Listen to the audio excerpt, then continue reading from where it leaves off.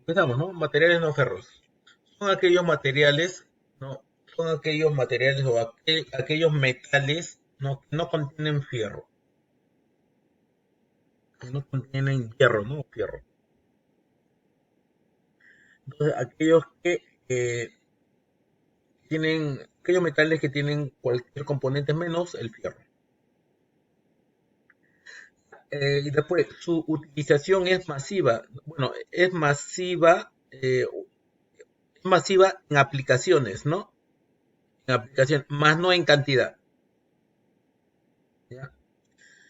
Entonces, se utiliza para diferentes necesidades, ¿cierto? ¿Para qué? Para darle propiedades particulares a ciertos materiales. No, la idea es dar particulares propiedades a los materiales. ¿No? De repente queremos hacerlo más resistente, queremos hacerlo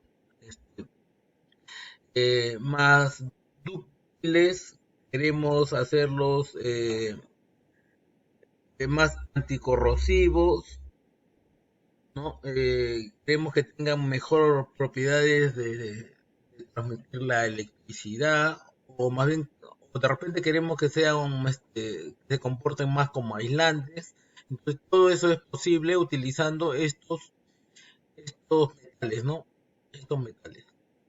Muy bien. Pero en forma masificada, el que se utiliza es el fierro, ¿no? Y eso ya lo vimos en la clase anterior.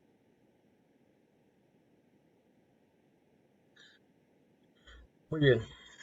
Entonces, vamos a empezar con un pequeño videíto, ya como introducción al tema.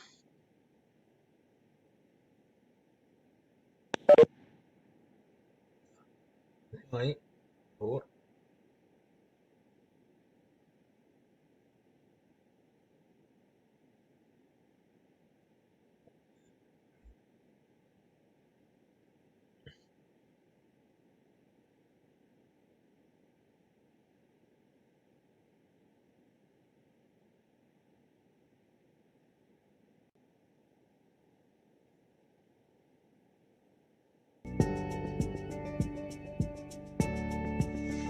Hoy vamos a hablar de los metales, pues los metales son elementos químicos conocidos por su elevado punto de ebullición y su alta resistencia. También tienen un brillo muy bonito, conducen muy bien la electricidad y el calor, y a temperatura ambiente se dividen en metales sólidos y metales líquidos. Líquido solo conocido el mercurio líquido, aquí lo tenéis. Y dentro de los sólidos, que se dividen en ferrosos y no ferrosos. Ferrosos contienen hierro, Fe, hierro, tabla periódica, a estudiársela. Y no ferrosos. Dentro de los no ferrosos se encuentran tres tipos. Los pesados, como el plomo y el oro. Los ligeros, como el aluminio y el titanio. Y por último, pero no menos importante, como ultraligeros, el magnesio.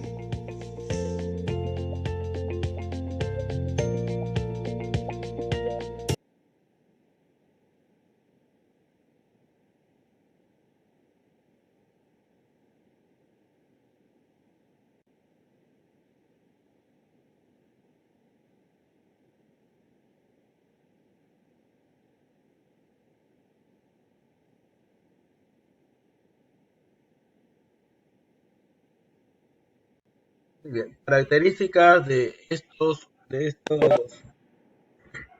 metales. Por lo general, es bajo el peso específico. ¿Ya? Es resistente a la oxidación y de fácil manipulación, ¿no? Y también mecanizado. La manipulación es fácil y también es mecanizado. ¿Ya?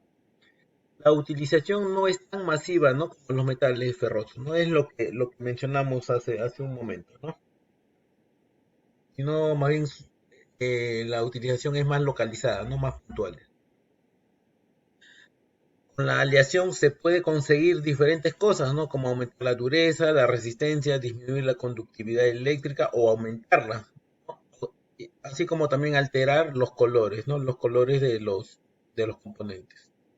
Puedes hacer que sean más brillosos, menos brillosos, puedes hacer que sean más resistentes a la conducción de calor, ¿no? Puedes hacer incrementar la resistencia o disminuirla, ¿no? Si es que la necesidad te obliga a eso. Clasificación, ¿no? La clasificación de estos metales se distingue por su densidad, ¿ya? Ojo, se clasifican ellos por la densidad, ¿ya? ¿Y cuáles son los niveles de densidad? Son tres: pesado, ligero y ultra. Dentro de los pesados, ¿no? Son aquellos cuyas densidades sean mayor a kilogramos por decímetro. Entonces, aquellos cuya densidad es mayor a 5 kilogramos por 100 metros cúbicos, voy a considerarlos como un metal no ferroso pesado. ¿Ya? Sin embargo, si esta densidad está entre 2 a 5 kilogramos por decímetros cúbicos, si está en ese rango, entonces yo estaría clasificando a ese metal como ligero, ¿no? Finalmente llamaría o sería nombrado ultraligero cuando la densidad es menor a 2 kilogramos por decímetros cúbicos. ¿Tengo preguntas acá o no? Está claramente definidas las clasificaciones.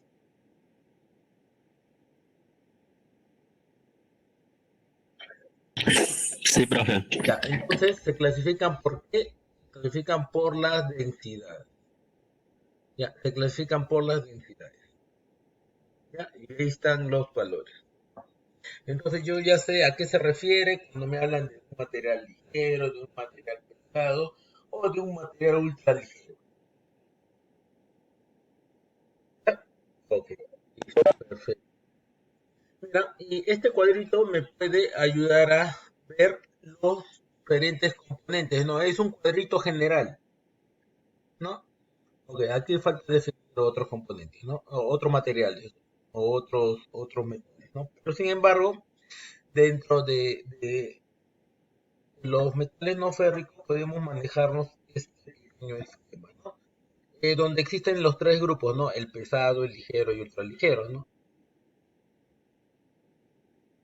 ¿Ya? Dentro de los pesados encontramos, ¿qué cosa? Encontramos el cobre, el plomo, el zinc, el estaño, el níquel, cromo, mercurio y wolframio, ¿no? Entonces encontramos esos metales dentro de los. Entonces lo que yo puedo decir es de que esos metales tienen una densidad mayor a 5 kilogramos por decímetros cúbicos. ¿Correcto? Listo. A ver, ¿quién me puede hablar del magnesio? ¿Qué me pueden afirmar del magnesio? ¿Qué me pueden afirmar del magnesio? Que es un metal no férrico ultraligero. ¿Ya? Ah, ¿qué más? No, ultraligero, ¿qué más?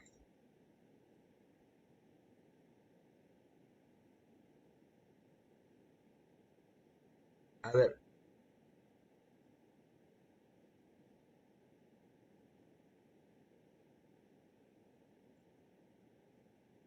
¿quién había participado por el audio?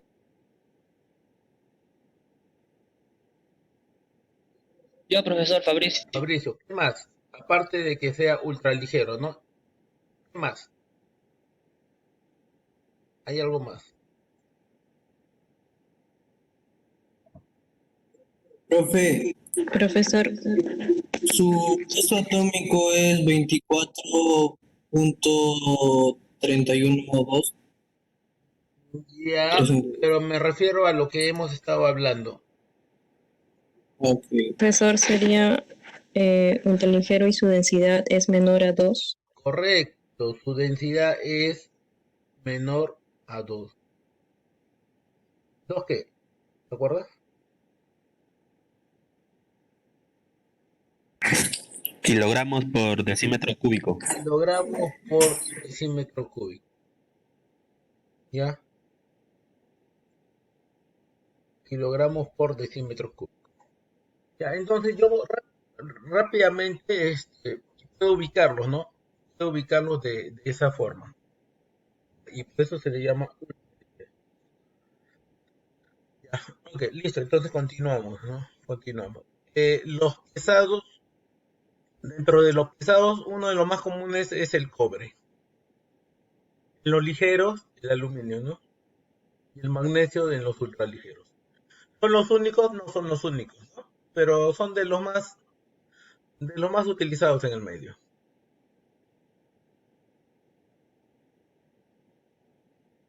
Bien, a ver, hablemos del cobre, miren, del cobre.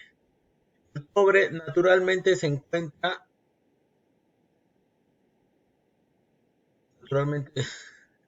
naturalmente se encuentra de forma de minerales, ¿ya? De forma de minerales. Es decir, se encuentran en minerales de concentración metálica, ¿no? Es decir, las piedras con el tiempo se van concentrando de metales, ¿cierto? De diferentes características o diferentes metales, ¿no? Ya sea fierro, ya sea níquel, lo que fuera, ¿no? Se va concentrando, ¿no? Entonces, el cobre, igual, en ciertas piedras se va, se va a empezar, se va a empezar a adherir, ¿no? Se va a generar ese, ese metal no ferroso.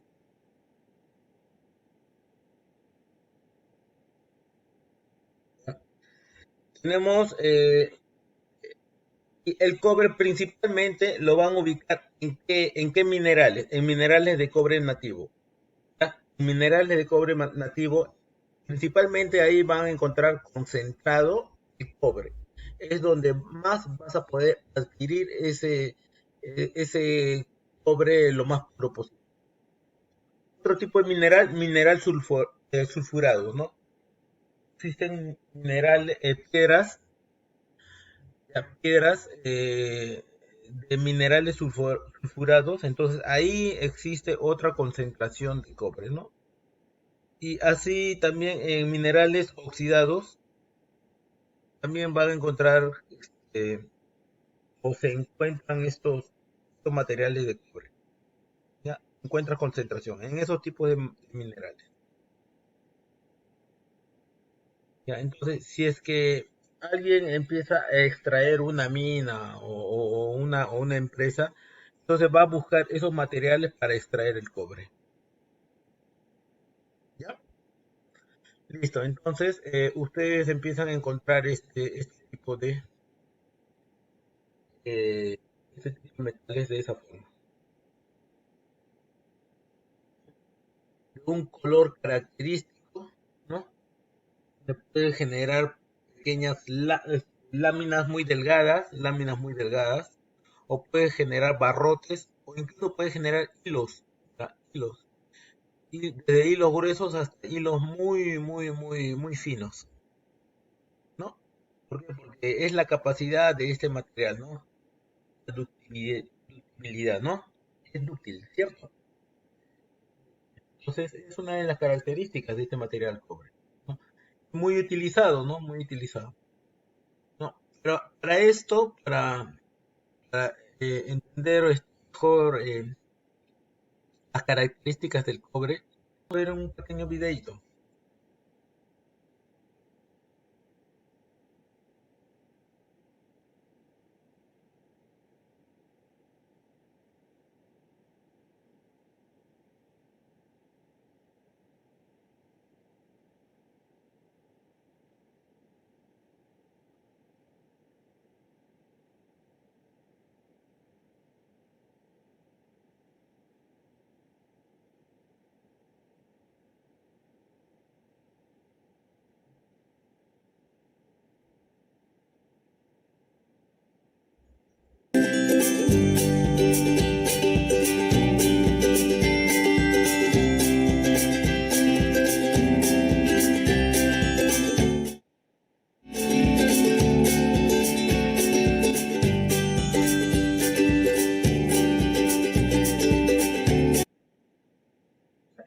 Ahora sí, me pueden escuchar, ¿no?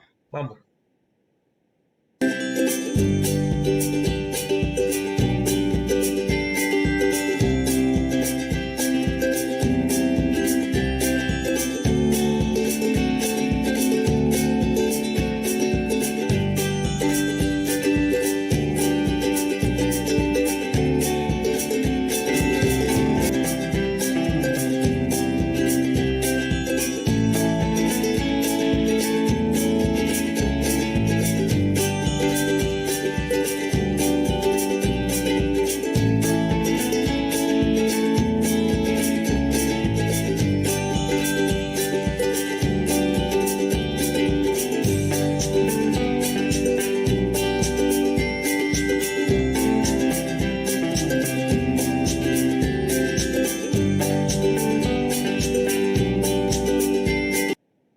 Muy bien. Este fue un video muy corto, pero también muy resumido, ¿no? De todo lo que significa el cobre. Entonces, algunas de las propiedades del cobre. Solo se oxidan en su superficie. La oxidación es de color verde. ¿Ya? Preguntas. Pregunta. ¿Ustedes han visto alguna vez este cobre en estado de oxidación? Sí, Sí, ¿no? Sí, profe, profe. ¿Dónde vieron?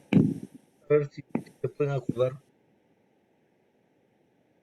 la casa. ¿Qué material?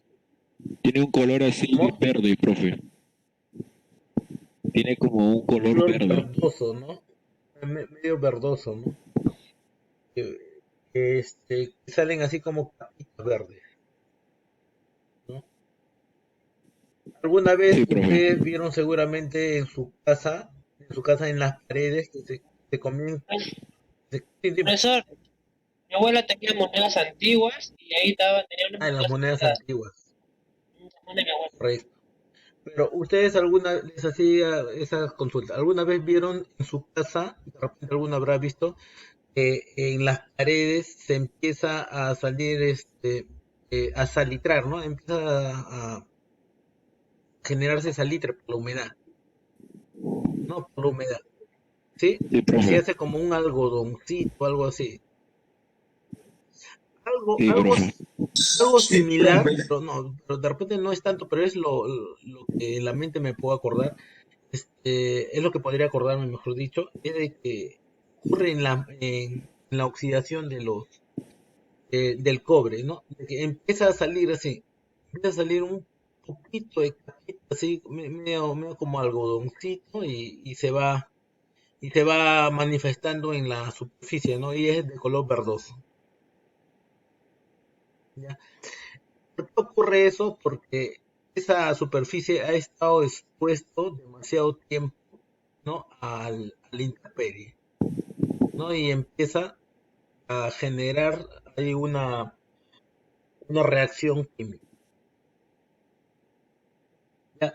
Donde se ve continuamente, se ve en los bornes de la batería, ¿no? Porque los bornes de la batería, en los terminales, ahí encuentran descubierto el cobre, ¿no? ¿Por qué? Porque tienen que hacer la conexión a la batería, pues no el cable de la batería.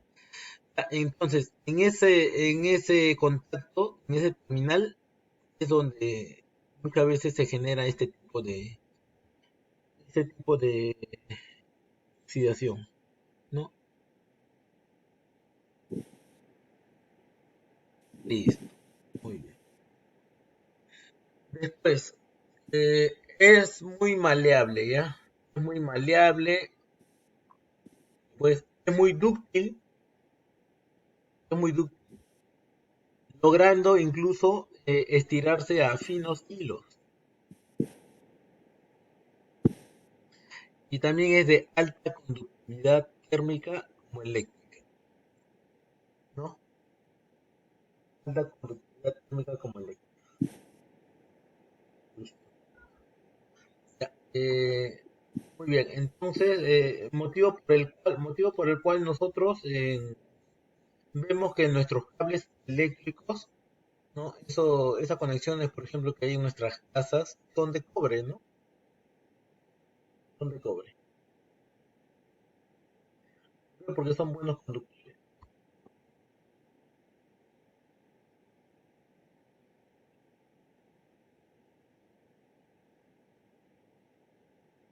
Obtención del cobre.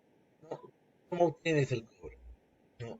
El contenido, nosotros hablamos de contenido de cobre pobre a menos del 10%. ¿No? ¿De qué? De pureza. Menos del 10% de pureza. Entonces eso es una obtención de material de cobre pobre. ¿Ya? ¿Qué es lo que tienes que hacer? ¿No? Entonces, esta metodología es vía húmeda, ¿ya? Vía húmeda, porque hay diferentes metodologías, ¿no? La metodología vía húmeda es triturar el mineral, ¿no? Inicialmente trituras el mineral. Después incrementas o adicionas ácido sulfúrico. Después ese conjunto lo sometes a electrólisis. Y en electrólisis tú vas a obtener qué cosa? Cobre, ¿no? Pero va a ser un cobre pobre, ¿no? Va a ser un cobre pobre. Tan pobre, va a ser 10% más o menos, ¿no? Va a ser menos del 10%, ¿no? Pero más o menos es ese valor, ¿no? Pero es la única vía, no, no es la única forma. Hay otra vía seca, ¿no? Listo. ¿Cómo es esto? Eh, Se machaca el mineral, se separan en trozos grandes, ¿no? Se pulveriza, ¿no? De un molino de bola, existe un molino de bola que lo empieza a pulverizar, ¿ya? Después se decata en un recipiente con agua, ¿no? Se vierte, ¿no? Después se oxida el hierro en un horno de piso, se empieza a oxidar. El, en este horno de piso que es reverbero, funde el mineral, ¿ya? ¿Con qué? Con silicio y cal. Luego se separan los restos de azufre y óxido de hierro, ¿no? Se separan esos, esos restos. ¿Para qué? Para finalmente obtener el, el cobre bruto o blister al 40% de pureza, ¿no? Entonces tú vas a llegar al 40% de pureza, ¿no? Con esa metodología vía seca. Para poder, mira, una vez que obtienes eso, para poder obtener un cobre más puro, se debe someter a electrólisis, ¿no? Entonces, una vez que has llegado a ese valor del 40% de pureza, puedes lograr mayor pureza todavía. ¿Cómo? Mediante la electrólisis. ¿Ya? Listo. ¿Preguntas? Todo claro, ¿no? No hay preguntas.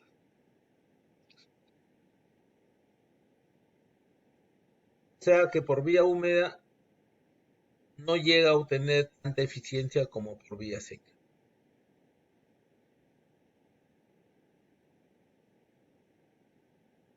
¿Mm? Claro. Mejor conviene por la vía seca.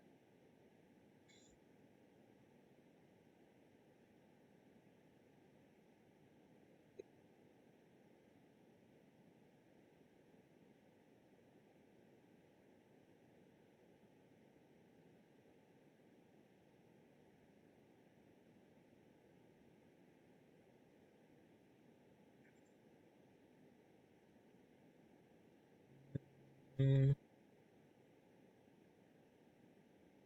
pero, hola, hola, hola. ¿Sí se me escucha?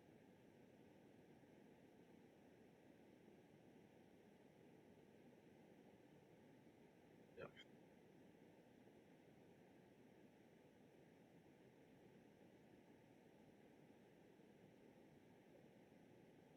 espera un ratito. Entonces, mientras nosotros vamos a ver otro pequeño video.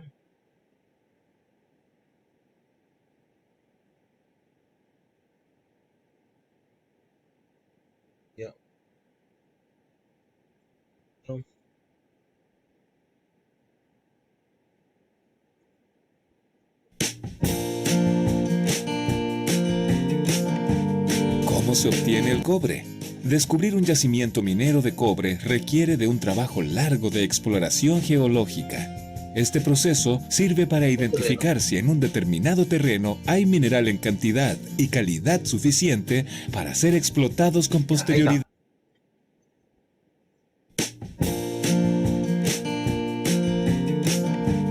¿Cómo se obtiene el cobre? Descubrir un yacimiento minero de cobre requiere de un trabajo largo de exploración geológica.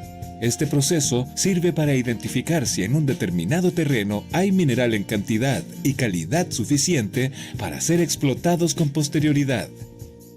En esta etapa se realizan estudios utilizando mapas satelitales, drones y observación directa de rocas.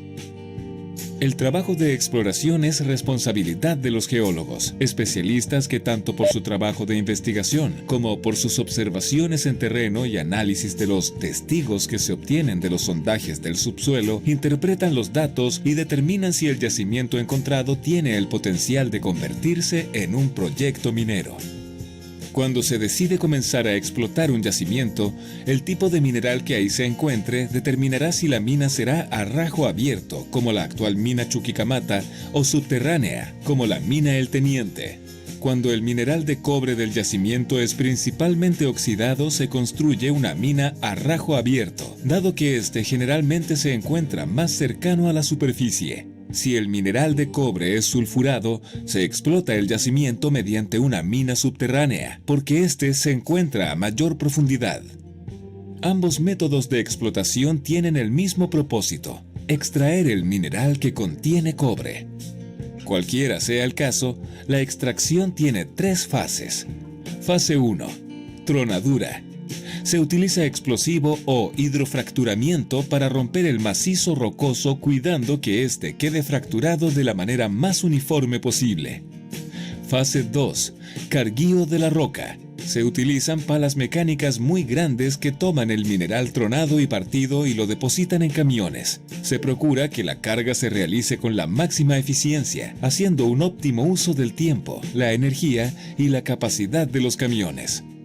Fase 3. Transporte. Los camiones acarrean las rocas mineralizadas hasta la siguiente etapa del proceso productivo del cobre, que es el chancado. Después de estas 3 etapas de la extracción, se continúa reduciendo el tamaño de la roca extraída mediante chancadores y molinos. Los chancadores son grandes máquinas donde se reducen las rocas disminuyendo su diámetro en pedazos mucho más pequeños.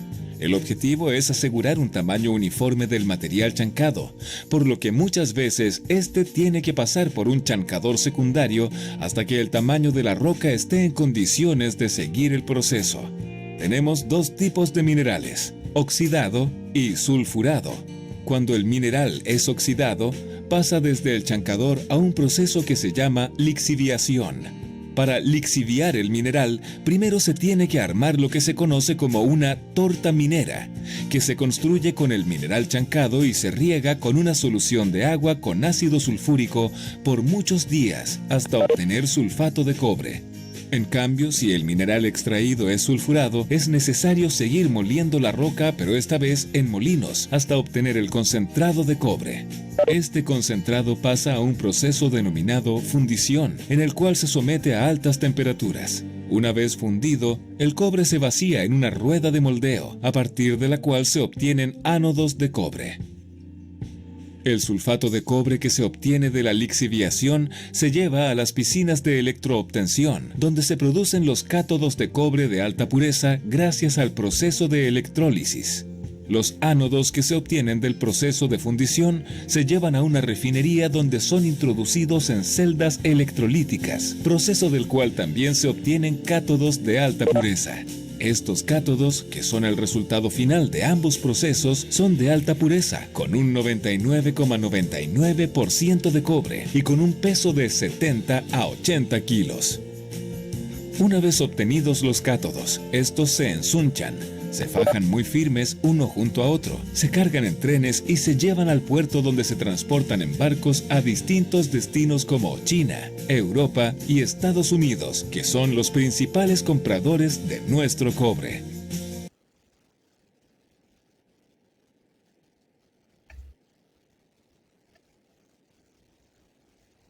Llegaron a ver el video, ¿no?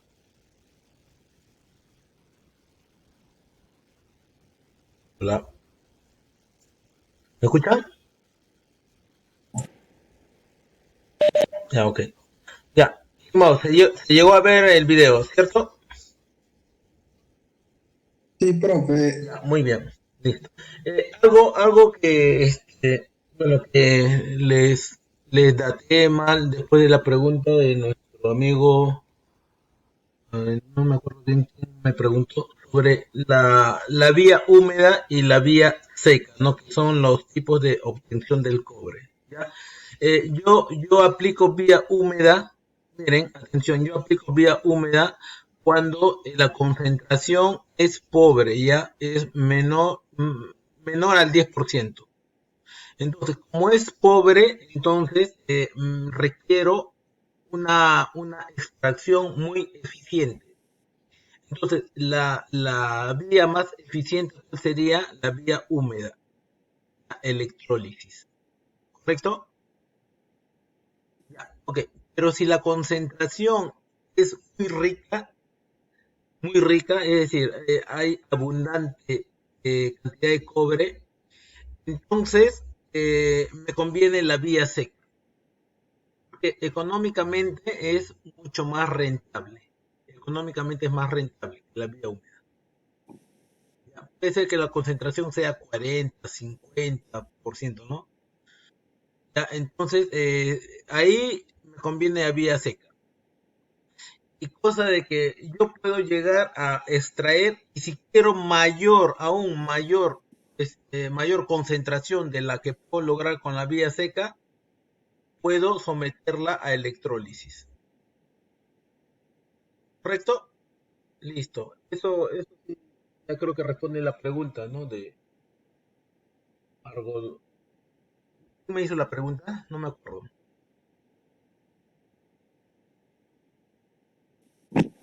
Profesor, Sí, profesor, sí, escucho. no, o sea, mi pregunta era si es que, o sea, cómo yo utilizaba lo que es la vía húmeda o vía seca, ¿no? Quería estar seguro de que eh, si la vía húmeda era para obtener solamente un cobre menor al 10% de pureza, Sí, bueno, y la vía seca para obtener mayor pureza, ¿no? Al 10%. Pero ahora creo que esto de esta aplicación es dependiendo de la pureza del cobre, ¿verdad? sí, dependiendo de la materia prima que quieres procesar. Ya listo, profe, gracias. Ah, listo. Muy buena pregunta. Listo, entonces llegamos a este punto donde obtenemos o vamos a ver las aleaciones del cobre, ¿no? El cobre es, junto a otros metales puede lograr ciertas particularidades, ¿no? Como por ejemplo, puedes tener el bronce, ¿no? ¿A partir de qué? De la suma de cobre más estaño, ¿no? Entonces, obtienes el bronce, y este tipo es de tipo, también de composiciones, podría ser, es de tipo ordinario. Ordinario, puedo hablar del tipo ordinario cuando solamente lleva cobre y estaño. Sin embargo, puede ser del tipo especial cuando lleva cobre, estaño y además algunos elementos químicos, ¿no? Si es un tipo ordinario, entonces lo utilizo en campanas y cojinetes. Pero si es de un tipo especial, bueno, ya tendría eso es para utilizar en cables, ¿no? Cuesta un poco más, claro, cuesta más, ¿no? Pero son para aplicaciones muy especiales. Después, podemos hablar también del latón. latón, que es la suma de cobre más zinc. En esa unión de metales podemos hablar también de ordinarios como especiales. Si es ordinario, solamente lleva cobre y zinc, nada más. Y si es especial, lleva cobre, zinc y algunos aditivos químicos, ¿no? Y según la calidad que obtengas, puedes utilizar para tornillería, piezas y también piezas de maquinarias. Profe, pero igual, siendo ordinario o especial, igualito voy a fabricar tornillería y piezas de maquinaria, igualito es, claro, ¿no? Vas a poder fabricar, pero la calidad va a variar, ¿no? De repente, igual vas a poder obtener tornillería, pero de repente esa tornillería no va a ser tan resistente a los calores. ¿Qué significa? De que cuando va a estar expuesto a alta temperatura y calor, va a perder la propiedad, ¿no? Pero si es que tiene, aparte de cobre y el zinc, tiene algunos aditivos químicos, estos aditivos van a hacer de que tengan aún mayor resistencia al calor. ¿Ya? Listo. ¿Por qué? Porque cuando ustedes estén trabajando en, en reparaciones, ustedes van a encontrar diferentes tipos de pernos, ¿ah? Van a trabajar pernos que trabajen en zonas frías como pernos que trabajen en zonas calientes, ¿no? O muy calientes también, ¿no? Por ejemplo, un tipo de perno muy sencillo, muy frágil, ¿no? Sin muchas propiedades químicas, serían esos pernos que van en las abrazaderas de las mangueras. Entonces, las mangueras, como no necesitan tanto ajuste, no van a estar tan expuestos más que a la intemperie, entonces voy a poner un, un perno de no muchas características especiales, ¿no? Entonces de un material sencillo, ¿no? Simple, ¿no? Cosa que va a ser un ahorro no estar desperdiciando tanto buen material para una tarea muy sencilla. Sin embargo, hay otros pernos que tienen que estar expuestos a gran presión, ¿no? Como por ejemplo los pernos de las zapatas de las cadenas del tractor. Entonces, esas cadenas van a estar trabajando constantemente a mucha vibraciones y muchos esfuerzos. Entonces, esos pernos tienen que ser muy duros, ¿no? Muy duros. Y también tienen que tener capacidad elástica, ¿no? Pero tienen que ser muy resistentes porque están expuestos al golpe, ¿no? Como hay otros pernos, como los pernos de las bielas, que van a estar expuestos en forma cíclica a las expansiones constantes del motor diésel. Entonces, ese perno va a estar trabajando constantemente, ¿no? Golpeando, pasando por la etapa de compresión, expansión, ¿no? De punto muerto superior a punto muerto inferior. Como es admisión, compresión, expansión y escape, ¿no? Admisión, admisión, compresión, expansión y escape, ¿no? Esas son las cuatro fases, ¿no? Entonces, ese perno que va a estar agarrando la biela va a estar constantemente en ese ciclo, en esos ciclos, expuestos constantemente, ¿no? Entonces, tiene que tener esa capacidad de esfuerzo cíclico los pernos, porque si es que falla, entonces ya el motor revienta, ¿no? Ya falla todo el sistema. Como hay otros pernos que van a trabajar junto a los turbos, ¿no? Entonces, los turbos van a estar trabajando constantemente con los gases de escape. Entonces, estos turbos se elevan muchísimo la temperatura. Los pernos ya no tienen que tener una propiedad tanto de esfuerzos cíclicos. Tampoco tienen que tener una propiedad de esfuerzo de la fuerza del tractor de cadenas, sino más bien tiene que tener una propiedad más resistente a las altas temperaturas. Ya entonces va a tener un material muy especial, ¿no? Un aditivo muy especial.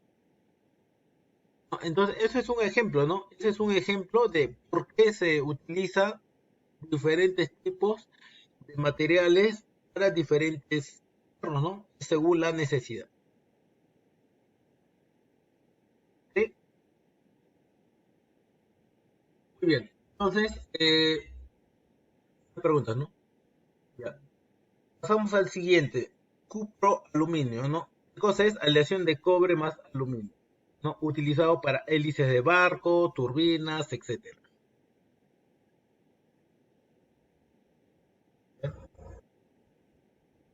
Después, ¿qué tenemos? Tenemos los llamados alpacas, ¿no? ¿Qué cosa es eso? Eso es aleación de ¿quiénes? De cobre, níquel, zinc. Ya, tienen un color plateado, ¿no? De forma característica.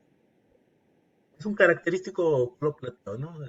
Se presentan de esa forma, debido a la aleación de cobre, zinc y níquel.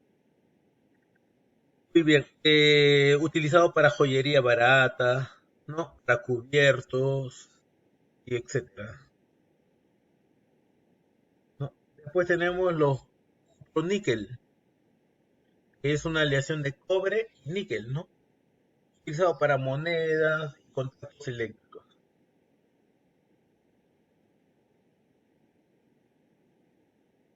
¿Ya? Listo. Estaño. Muy bien, pasamos al siguiente material, al estaño, ¿no? El estaño cuya fórmula química es Sn, ¿no? Sn, el estaño, ¿no? Es un metal muy escaso, ¿no? Muy escaso en la corteza terrestre. ¿Ya? Suele encontrarse en mínima, pero aunque en mínima concentración, ¿no? En ciertas piedras de concentración metálica, ¿no? Pero esa concentración llega apenas al 0,02%. Mira, es poquísimo. Ya, este mineral principalmente es explotado en una piedra llamada la casiterita. Ya, en la casiterita. La casiterita tú encuentras este material, estaño, mayormente en la casiterita. ¿Ya? Lo encuentras como propiedad química o simbología química SnO2. ¿Ya? Entonces lo encuentras unido al oxígeno, ¿no?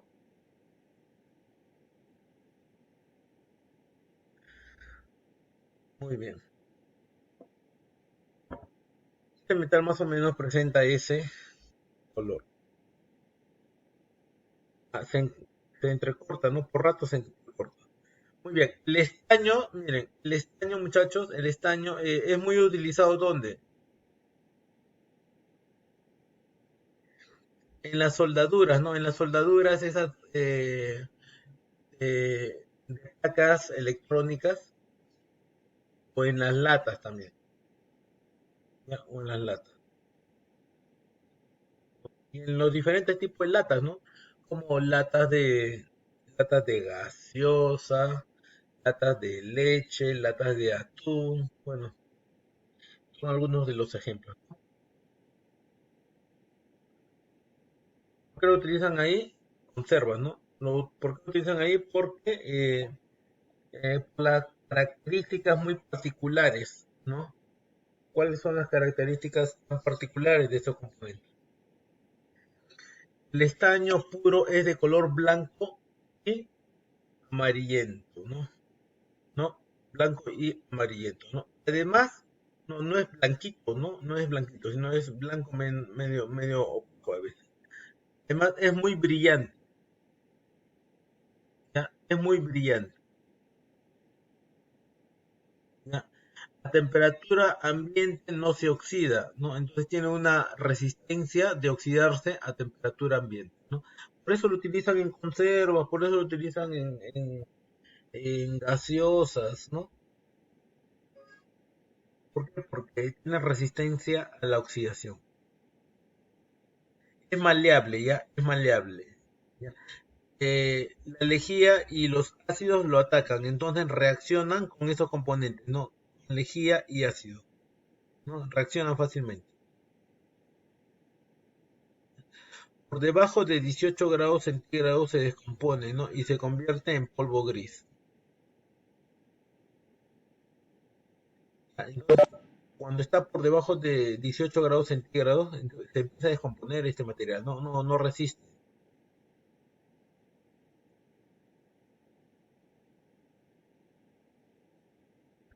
La obtención de este material, ¿ya? Sigue el mismo procedimiento del cobre, ¿no?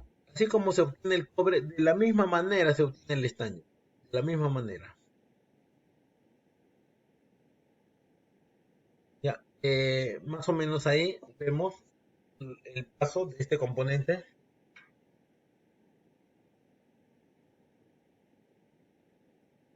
Ya, paso 1, primero entran a ser triturados,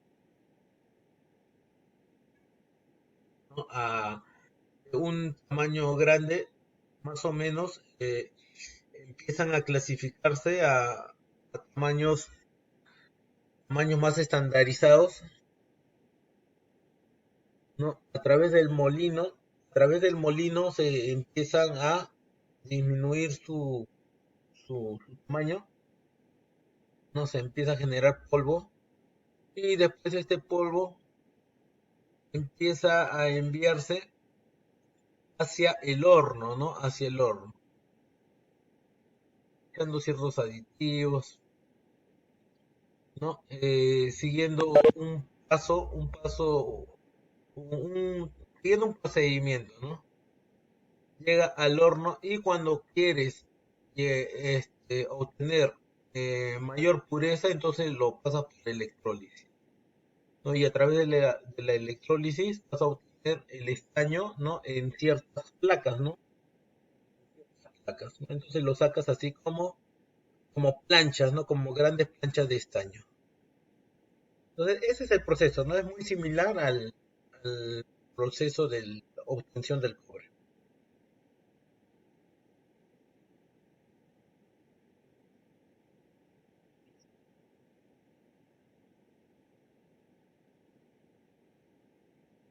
Muy bien.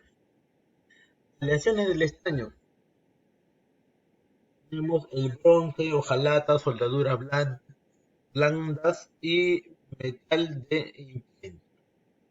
El bronce, que es el estaño más pobre, ¿no?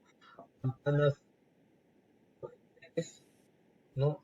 Lo utilizas ahí para campanas y cojinetes. Hojalata, el caso de hojalata, ¿no? Utilizados en chapas finas, pues, chapas finas de acero recubiertas de estaño que protegen la oxidación, ¿no? Utilizan este material, ¿no? Para la superficie de algunos aceros, ¿no? La idea es proteger al componente, ¿no? ¿Por qué? Porque los estaños tienen gran resistencia a mantenerse en el medio ambiente, ¿no? Sin ser afectados, ¿no? Otras aplicaciones, la lata, ¿no? Después, soldaduras blandas, ¿no? Estaño más plomo, ¿no? Entonces, la suma de estaño más plomo lo utilizas para soldaduras. ¿Dónde lo aplicas? En componentes electrónicos, unión de piezas, ¿no? De tamaño pequeño, ¿no? Generalmente para la electrónica utilizas estos componentes. Después, metal de imprenta, ¿no? Entonces, estaño más plomo más zinc lo utilizas en las impresas, ¿no? En esos metales para el funcionamiento de la imprenta. Las aleaciones de... Ya, a ver, muchachos, preguntas. ¿Tenemos preguntas? No hay preguntas. Empezamos ahora con el plomo. El plomo. Los principales minerales que contienen este metal son la galena, la cerucita y la anglesita. Ya, estos son los principales componentes que contienen plomo. Entonces, principalmente se obtiene el plomo con el, ¿no? De los cuales el más utilizado es la galena, ¿no? Principalmente lo obtienen de la galena.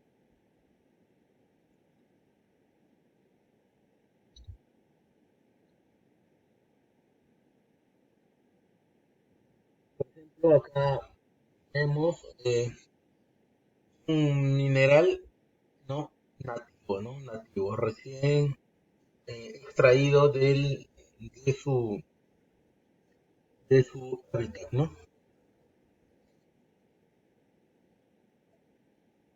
Extraído de la mina, ¿no? Así es como sale. Propiedades del plomo. Es maleable y blando, ¿no? Es blando. Buen conductor del calor, ¿no? Y también la electricidad, ¿no? Es color grisáceo, ¿no? Grisáceo y blanco, ¿no? Más o menos tiende a mantener esa combinación de color, ¿no? Además es brillante, ¿no? Pero pierde brillo cuando se oxida, ¿no? Se oxida con el agua o con el aire húmedo. Entonces nosotros ustedes habrán visto seguramente un cable de plomo, ¿no? Un cable de plomo. Y ese cable es plomo, ¿no? Un plomo medio oscuro, ¿no? Porque realmente el plomo está oxidado, ¿no? La superficie está oxidada. Sin embargo, en su estado natural es brilloso, ¿no? Resiste bien a los ácidos hídrico y sulfúrico, ¿no? Entonces, a estos ácidos tiene buena resistencia, ¿no? Tiene buena resistencia, ¿ya? Además, forma compuestos solubles venenosos, ¿no? Que hacen daño, ¿cierto? Listo. Entonces, de repente ustedes habrán, habrán escuchado alguna vez hablar de soldaditos de plomo.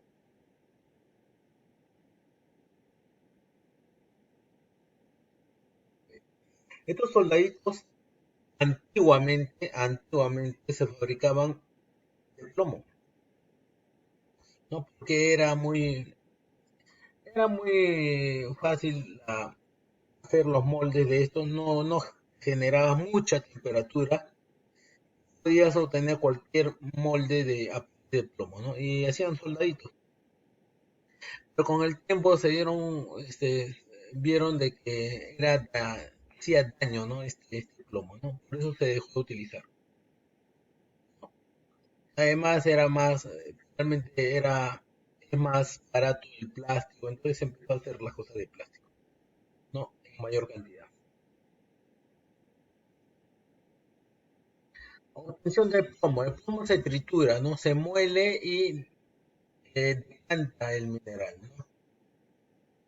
Los sulfuros de plomo se tuestan ¿a cuánto? A 700 grados centígrados, ¿no? ¿Para qué? Para formar monóxido de plomo. Entonces tiene que llegar a 700 grados centígrados para formar monóxido de plomo. Utilizados en altornos, ¿ah? Como altornos para hierros, ¿no?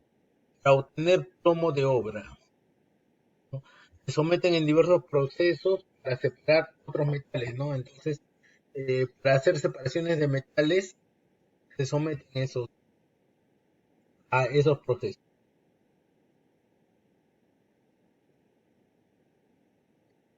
Y finalmente, si se desea, se hace uso afinado electrolítico para obtener un plomo de mayor calidad, ¿no? Entonces, otra vez, se utiliza la electrólisis para obtener mayor eh, concentración de este, ¿no? La electrólisis es muy recomendada para maximizar la, la producción, ¿no? De un compuesto. También cuesta, ¿no? Por eso no siempre se utiliza, ¿no? Por eso no siempre. A veces el costo termina siendo más caro del el material que obtienes, ¿no? Entonces, en este caso, ¿para qué? ¿Para qué vas a utilizar la metodología de electrólisis? ¿No? No la usas. Aleaciones con plomo, ¿no? Soldadura blanda, ¿no? Estaño más plomo, ¿no? Son componentes electrónicos, unión de piezas de pequeño tamaño. Y en estado puro, la juguetería, pintura, antidetonantes y en la industria en general. Juguetería, lo que hemos mencionado hace un rato, ¿no? Los soldaditos de plomo. En pintura, para impedir la oxidación de piezas metálicas. No, acuérdate que el, el plomo se oxida, pero se oxida en su superficie, ¿no? La oxidación no la penetra para destruirla. No es como el hierro, ¿no? El hierro, cuando le llega la oxidación al hierro, ¿cómo es? ¿La oxidación se queda en la superficie? No, la oxidación empieza a penetrar, le empieza a destruir, ¿no? En el caso del plomo ocurre lo mismo, no. En el caso del plomo, ¿qué ocurre? Que se oxida en la superficie y esa oxidación termina siendo un aislante de la parte interna del plomo y de la parte externa, ¿no? Entonces hace como un caparazón para, y este óxido evita que se siga entrando la oxidación, ¿no? Para destruirla. Muy bien. Después tenemos el antidetonante en gasolinas, ¿no? Pero dejó de utilizarse, ¿no? Y en la industria se emplea como protección de radiaciones, ¿no? Como protección de radiaciones. También utilizan para fabricación de vidrios y baterías, ¿no? Entonces, son algunas de las aplicaciones del plomo. ¿Ya? Muy bien. Ahora vamos a hablar de otro metal, el zinc.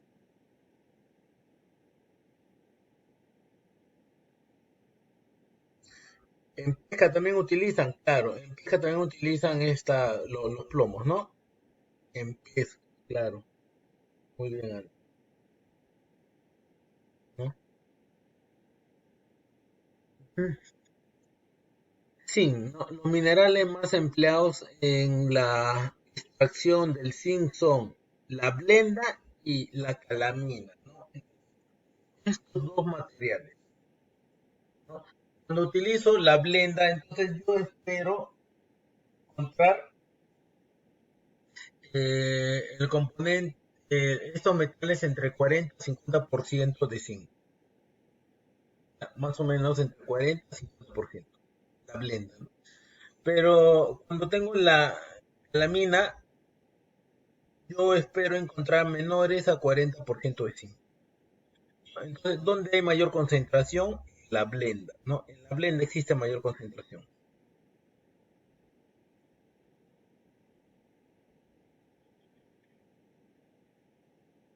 Ahí tenemos los metales en estado nativo, ¿no? En estado nativo.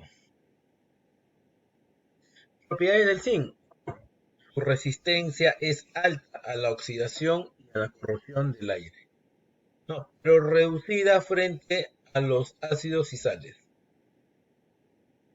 No, entonces tiene mucha resistencia a la oxidación y la corrosión, ¿no? Así como también,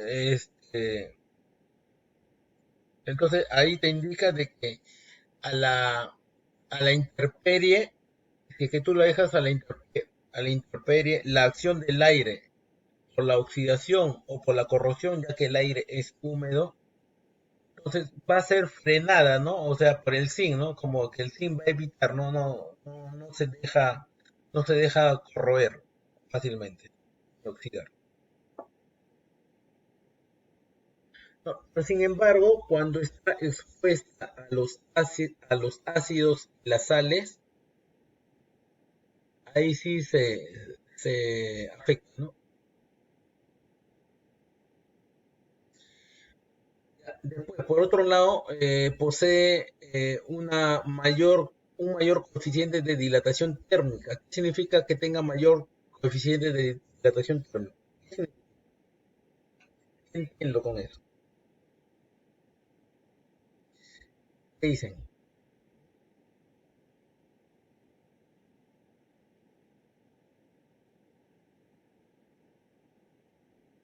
Profesor, No exactamente que, entiendo. que yo entiendo por dilatación térmica que se expande a una alta temperatura. Eh, sí, se expande, ¿no? Pero es muy susceptible a la temperatura. ¿Qué significa eso? De que frente al cambio de temperatura empieza a incrementarse muy fácilmente. No es que tenga mucha resistencia a la expansión, más bien es muy amigable con la variación de temperatura. Entonces es muy susceptible a ella.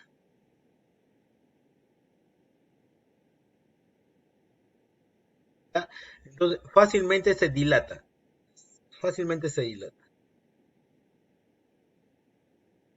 ¿no? Entonces ahí yo digo de que el coeficiente de dilatación térmica tiene alto coeficiente de dilatación. ¿Cuándo tendría bajo coeficiente de dilatación térmica?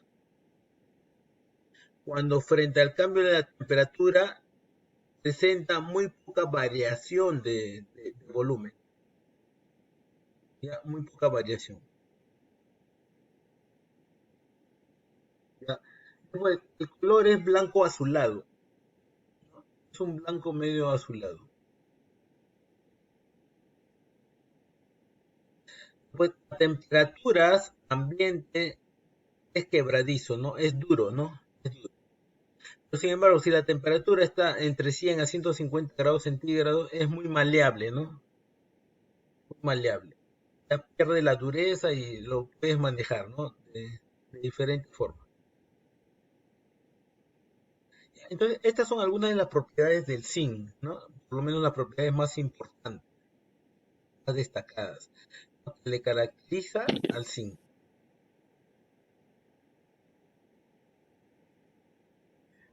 Obtención del zinc. ¿Cómo tienes este componente? Vía seca, ¿no? Que ya conocen ustedes, trituración, calcinación del material, obtención del óxido de zinc, ¿no? Una vez que obtienes el óxido de zinc, con un horno de mufla, ¿no? Que es muy similar al horno alto, tienes la pureza de este componente, del zinc.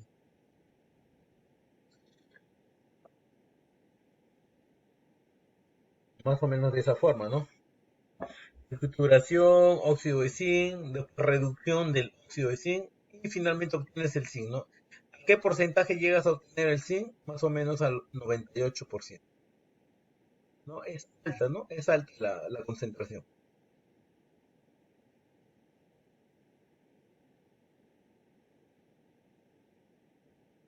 ¿Ya? Entonces, esto es similar a un horno alto, ¿no? Solamente que la capacidad es menor, ¿no? Listo. Y ahora, la vía húmeda. ¿Cuál es la vía húmeda? La vía húmeda, para la vía húmeda, primero pulverizas el mineral, ¿no? Se pulveriza.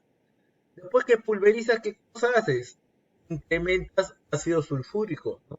Para obtener, ¿qué cosa? Sulfato de zinc. Para obtener sulfato de zinc. Con la aplicación de electrólisis Profesor, una consulta. puedes llegar hasta el 99.99% de pureza de zinc. Dime, ¿cuál es la consulta? Profesor, ¿siempre se utiliza el ácido sulfúrico para la electrólisis? Eh, sí, te ayuda a poder desenlazar químicamente los componentes, los metales,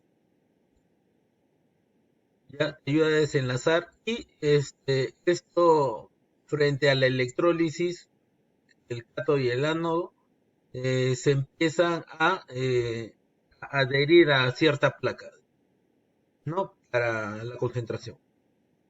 Pero Es similar a la batería, profe. claro, es similar a la batería porque es otro proceso de electrólisis, la batería, ¿no? Correcto.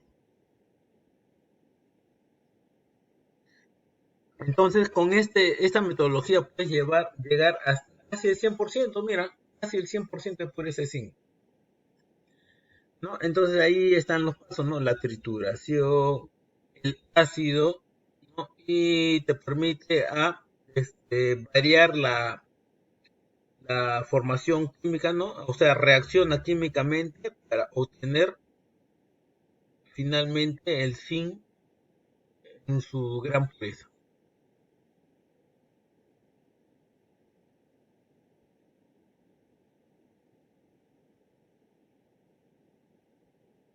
Bien.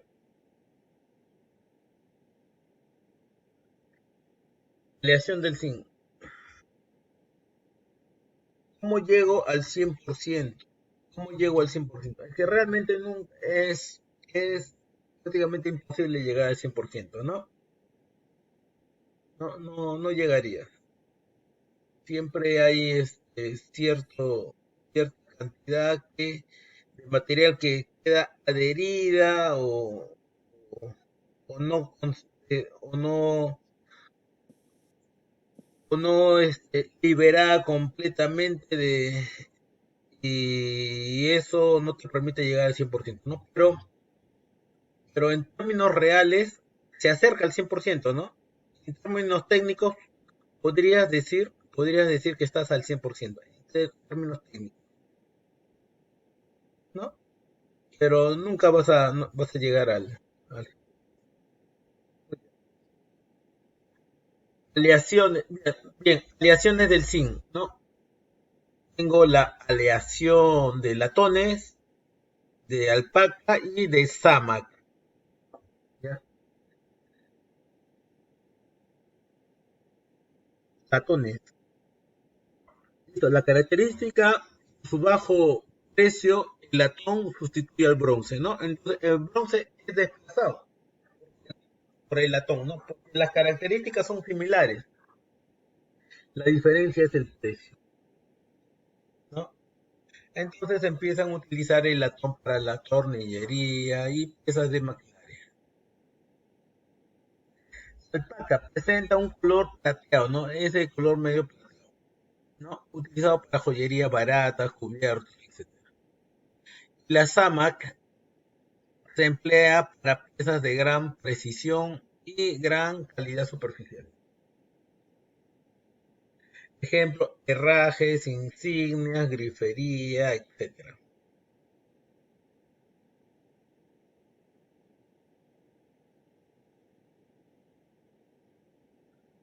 Muy bien, ahora hablemos del níquel. A ver, Gandoña, ¿no me llegas a escuchar bien? El níquel, ¿no? Cuyas características son de color plateado brillante y se pule fácilmente, ¿no? Fácilmente pulido, ¿no? Es magnético, ¿qué significa? De que reacciona frente a polaridad, ¿no? Y además es resistente a la oxidación y corrosión, ¿no? Entonces, si es que lo expones al medio ambiente, entonces resiste tanto a la oxidación como a la corrosión. Aplicaciones del níquel: acero inoxidable, aparatos de la industria química y recubrimiento de metales. Tenemos algunos ejemplos donde los componentes están bañados en níquel, ¿no? ¿Por qué? Porque si los materiales necesitan mucha resistencia a la oxidación, entonces el níquel es el apropiado, ¿no? Entonces, si es que quiero que el material soporte, entonces lo baño en níquel y el níquel va a hacer el trabajo de no oxidar la parte interna, ¿no? Que, que baña el níquel. El cromo, a ver, ahora hablemos del cromo. Características, color grisáceo, acerado, ya, es muy duro y tiene una gran amplitud, ¿no? Resiste muy bien a la oxidación y corrosión. Ya, ¿cómo es el níquel? El cromo, perdón. El cromo, miren, es de esa forma, ¿no? En estado natural, ¿no? Y cuando lo procesas, mira, tienes esas piezas, ¿no? Ese es el cromo, mira.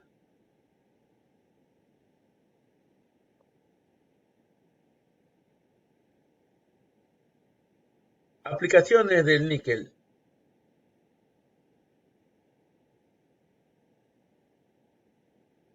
A ver, aplicaciones ahora del níquel.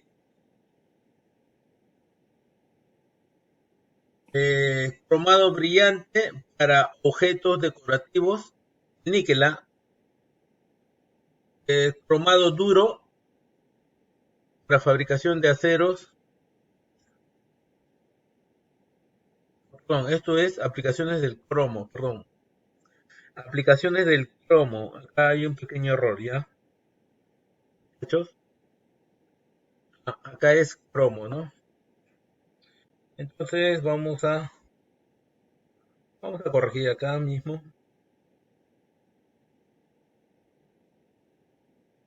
Ya, acá el cromo, ¿no? Aplicaciones del cromo. Muy bien. El cromo brillante, ¿no? O cromo duro. Cuando utilizo cromo brillante para objetos decorativos, ¿no? Por ejemplo, adornos de casa, vajillas, ¿no? Algunas vajillas, quieres, quieres que se muestren de forma brillante, entonces aplicas el cromo, ¿no? Cromo duro para fabricación de aceros inoxidables y aceros para herramientas, ¿no? Un ejemplo, mira, son los aros de los automóviles, ¿no? Los aros de los automóviles, ¿no? Utilizan el cromo que sea duro, ¿no? Resistente a la oxidación y a la corrosión, ¿no? Y además, explotan su gran,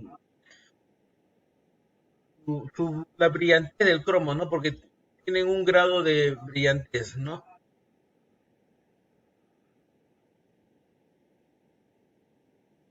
Listo. Ahora hablemos del aluminio. A ver, atención, el aluminio es el metal más abundante en la corteza terrestre. Ya, es el más abundante. Se obtiene del mineral bauxita. ¿Ya? Se obtiene del mineral bauxita. En la corteza terrestre, si tenemos un material de mayor cantidad, estamos hablando del aluminio. El aluminio tiene más o menos este color.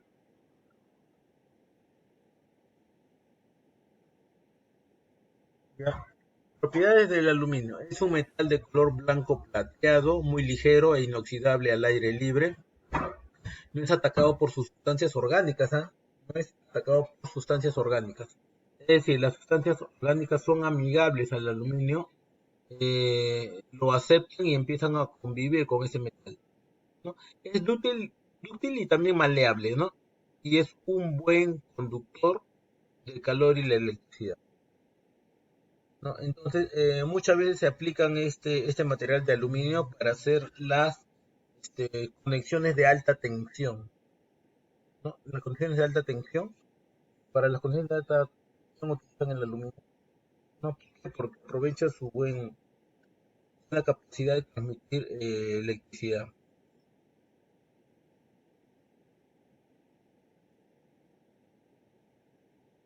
¿ya? Ahora tenemos un video donde vas a observar la producción del aluminio, ¿ya? Producción del aluminio.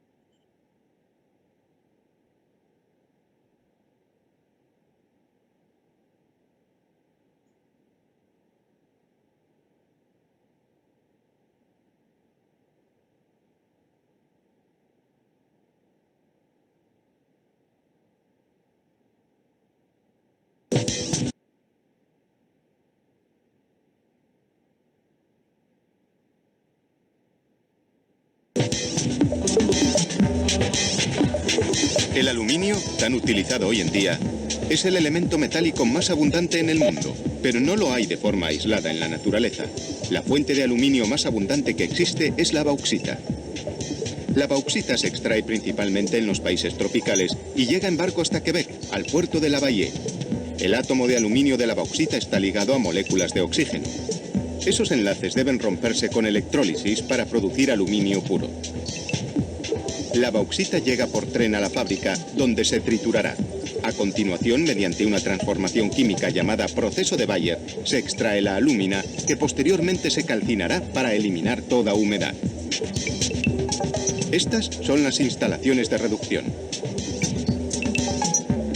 Esta fábrica tiene 432 crisoles, dentro de los cuales se aplica una potente corriente eléctrica para producir electrólisis. Una grúa vierte la alúmina en los crisoles. A continuación, la corriente eléctrica del ánodo colocado en la alúmina pasa a través de esta, que como vemos aquí, está en el fondo del crisol.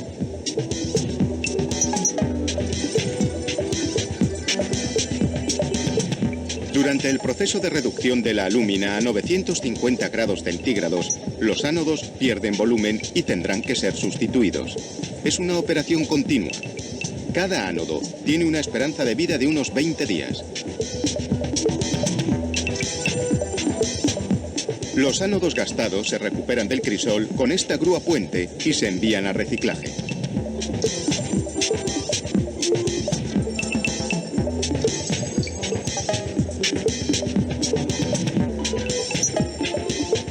Se limpian las barras de aluminio que después serán reutilizadas.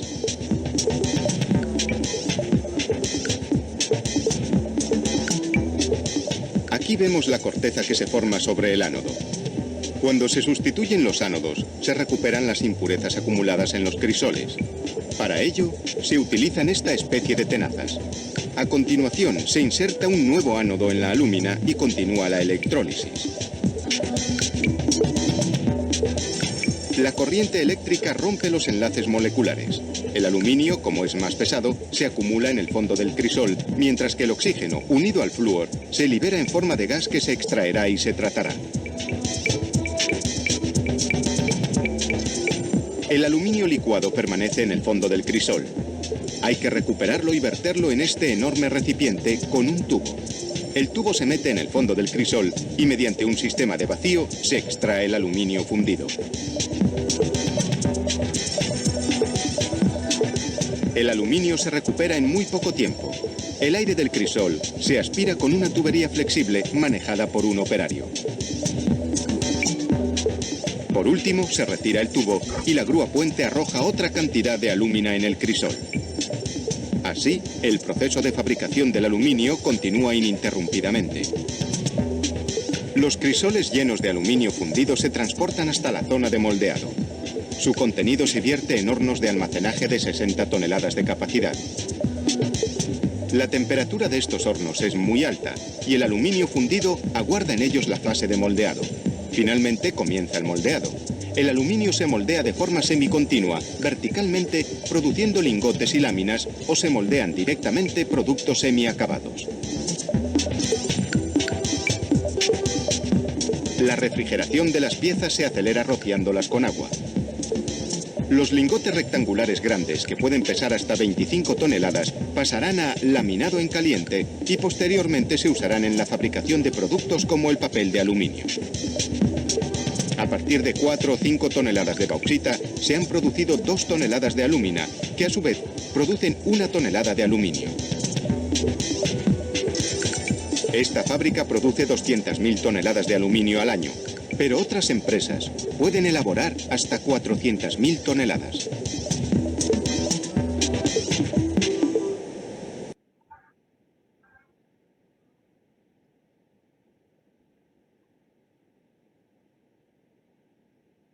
Muy bien. Entonces ahí vieron el video de la producción del aluminio.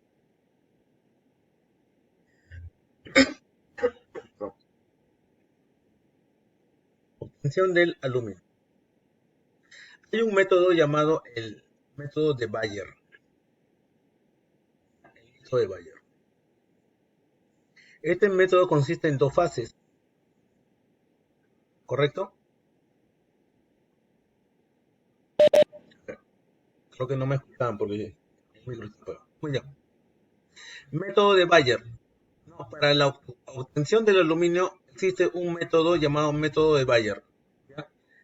Este método consiste en dos fases. La primera fase tiene los siguientes pasos, ¿no? Triturar y pulverizar la bauxita, ¿ya? Trituras y pulverizas, ¿correcto? Se disuelve en sosa cáustica, ¿no? Utilizando además cal y agua caliente, vapor saturado. Entonces lo disuelves en esos líquidos y después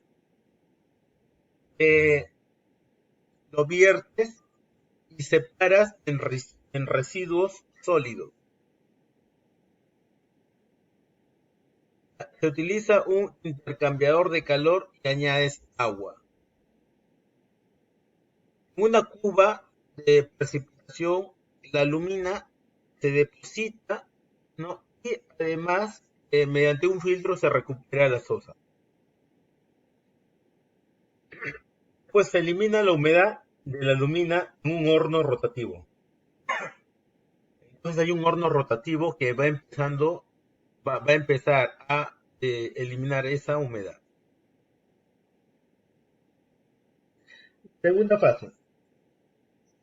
Se enfría la alumina y disuelto en criolita fundida a más o menos a 1000 grados centígrados, se somete a electrólisis. Se descompone el material en aluminio y oxígeno y queda el aluminio a un 99% de pureza. Esas son las fases. Muy bien.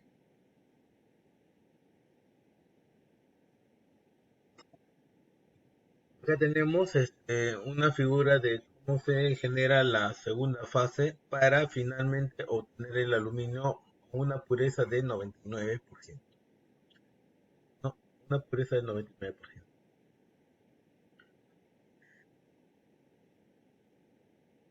Entonces, así es como obtenemos el aluminio, ¿no? Clases de aluminio. Puedes obtener el puro o el técnico. ¿Qué llamas puro? Aquel que está en 99% de pureza. Tiene pocas aplicaciones industriales, ¿no? Debido a que es muy blando, ¿no? Debido a que es demasiado blando, tiene pocas aplicaciones industriales.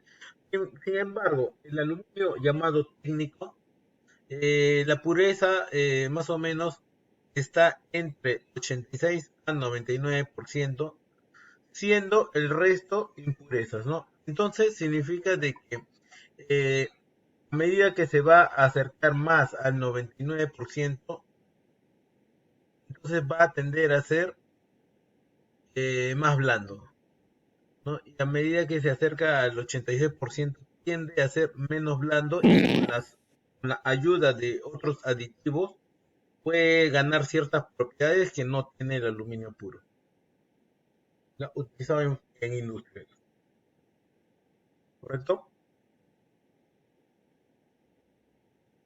Listo.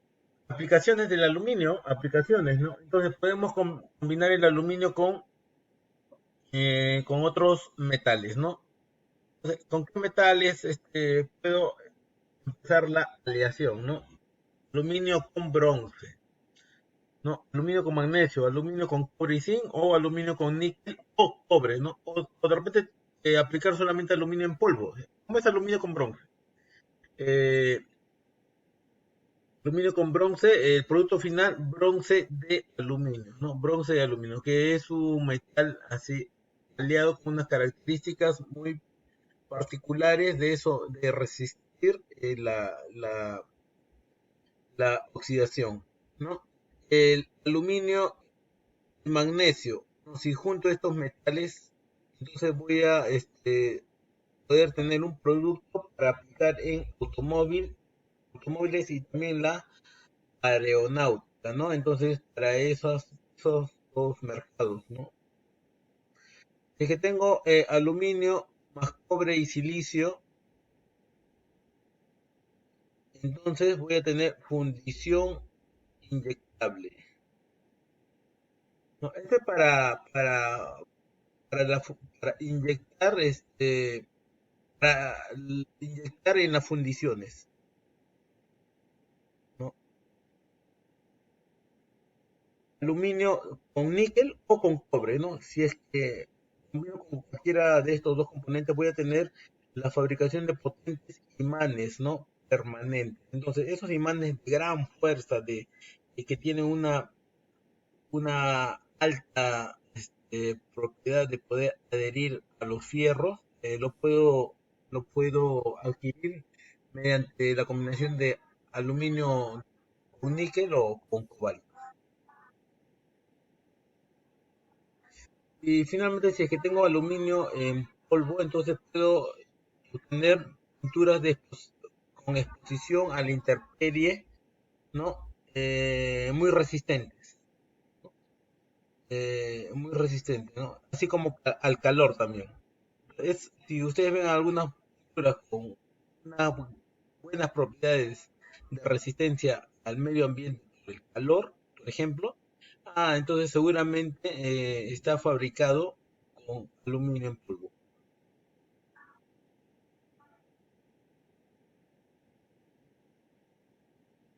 Y tenemos un video donde te va a mostrar el impacto ambiental, ¿no? Porque el aluminio, así como lo utilizas prácticamente en mucha variedad de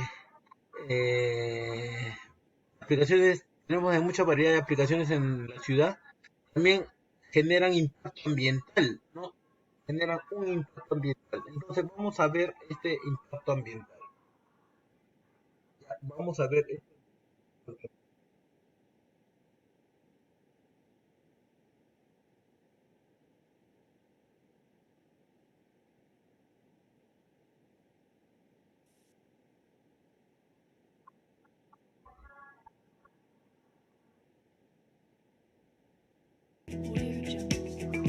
Ahora voy a hablar sobre una de las partes del trabajo que más me gusta, que es el impacto medioambiental de estos tres elementos que hemos hablado: el titanio, el aluminio y el magnesio.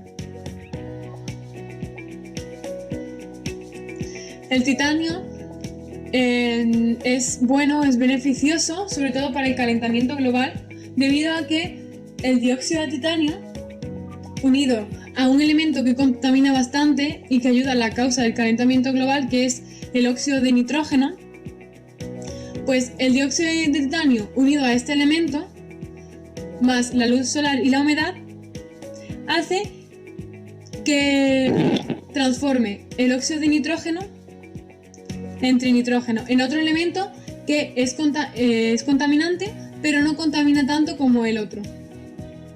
Y esto ayuda a frenar el calentamiento global. En la imagen que vemos aquí de la fábrica hay 4 pasos. El primer paso es extraer el aluminio de la corteza terrestre. Para ello se debe habilitar el terreno. Eso significa fuera árboles, fuera plantas, fuera animalitos y fuera ríos. Esto hace que rompa todo el hábitat de un conjunto de seres vivos que ya no van a poder vivir otra vez en ese lugar.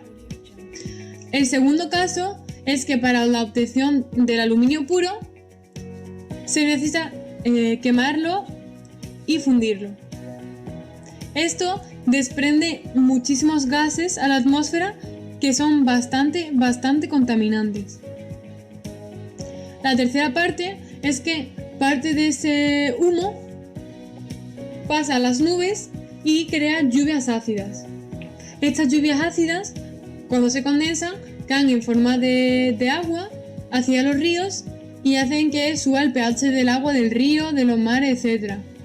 Y mueran bastantes seres vivos y peces. Y en el cuarto lugar, para transportar ese aluminio a otros sitios, se utiliza bastante o se necesita bastante energía. Y como sabéis, la energía, para conseguir esa energía, también se necesita la combustión de gases, etc. Y esto contamina aún más. Por último, vamos a hablar sobre el impacto medioambiental que tiene el magnesio. En sí el magnesio contamina, pero en sí contamina el agua solo cuando hay grandes cantidades en ella, pero es dañino para el medio ambiente.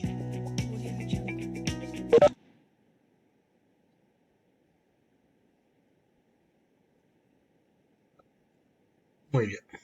Entonces ahí está el impacto ambiental, ¿no? El impacto ambiental. No, a ver, más o menos qué cosas rescataron de ese video. ¿Qué me pueden decir?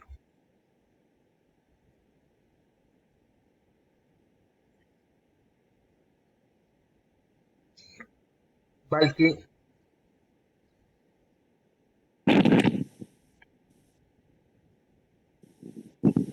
Valky.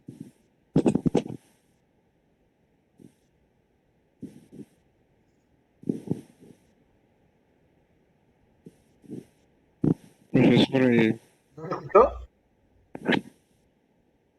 No me digas.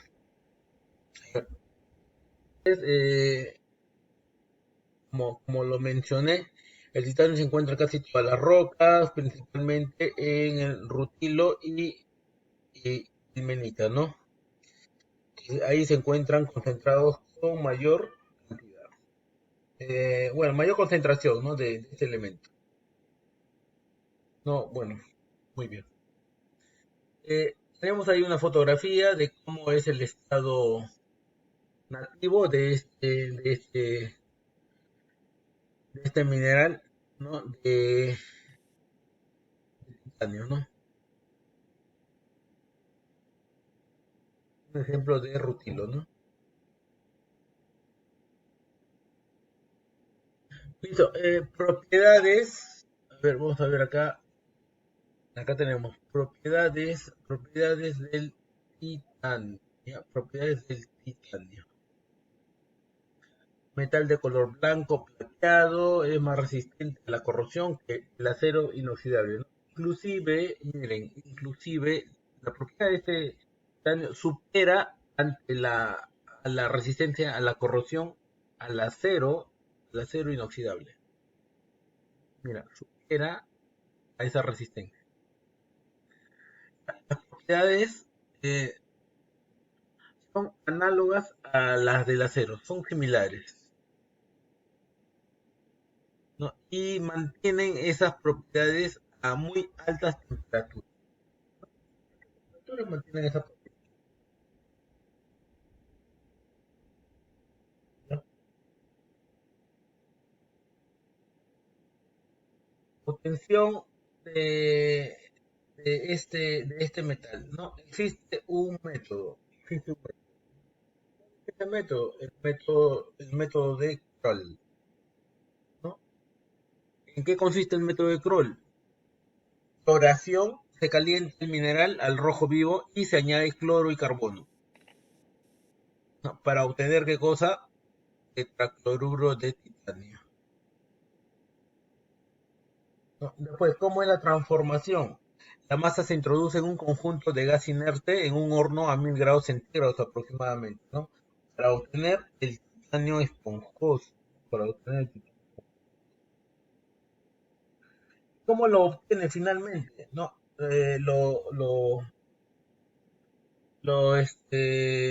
Sometes a un horno eléctrico, ¿no? A fin de fundir, ¿no? Obtener el titanio puro.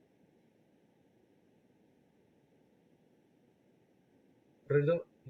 Ese es el método de Kroll. Aleaciones del titanio, ¿no? Porque tiene aleaciones, ¿no? Bien.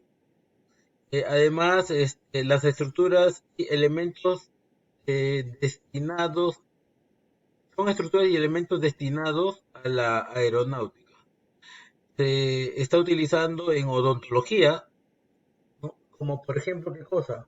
Como por ejemplo bases de piezas dentales, ¿no?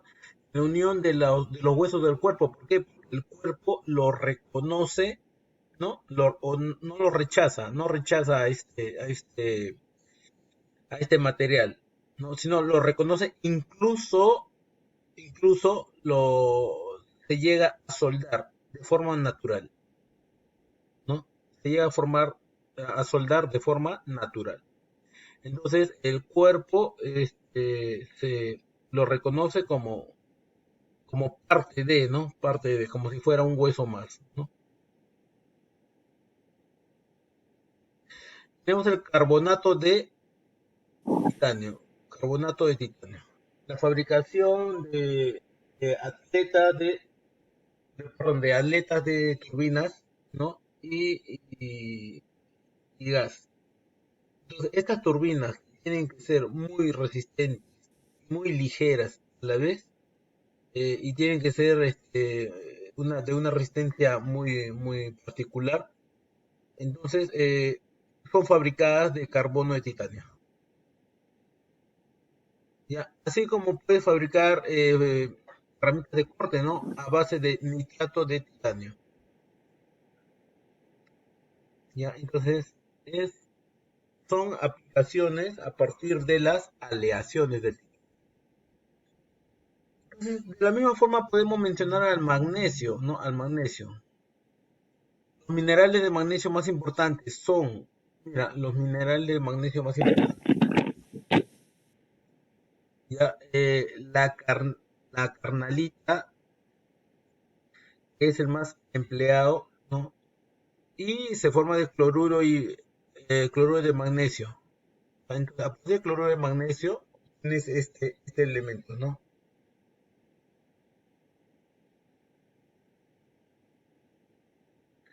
La fuente es el agua de mar, ¿no? Y después, otro de los minerales de magnesio son la dolomita como la magnesita, ¿no? Entonces tenemos tres, ¿no? La carnalita, la dolomita y la magnesita. Tenemos estos tres minerales que son los más importantes.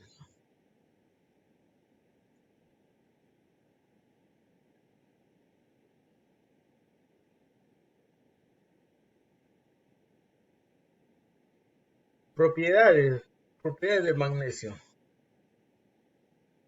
En estado líquido o polvo es muy inflamable, ¿no? El color es semejante al de la plata, ¿no? Así como la, la- brilloso, ¿no? Así como lo brilloso. Es poco dúctil pero maleable, ¿no? No se oxida al aire, no se desgasta cuando hay humedad, ¿no? Y es un mal conductor de electricidad y calor, ¿no? Es un mal conductor. Obtención del magnesio, ¿no? La obtención del magnesio. Existen dos métodos dependiendo del mineral de magnesio, ¿no? ¿Cuáles son los métodos? El método de electrólisis, ya, el método de electrólisis consiste en que, ¿no? Ya hemos hablado de este método antes, pero igual lo vamos a mencionar. Consiste en tener un ánodo y un cátodo,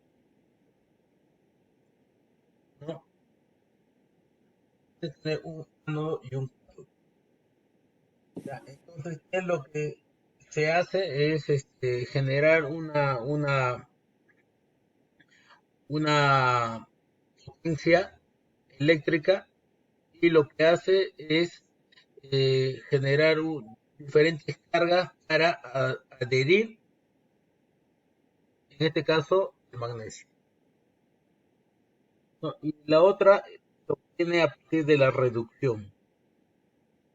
Consiste en introducir mineral a un horno eléctrico al que se le incrementa fundente, ¿no? Para provocar la eliminación del oxígeno. Entonces la idea es retirar el oxígeno y quedarte con ¿qué? Con el magnesio, ¿no? A partir de la gran temperatura que vas a generar.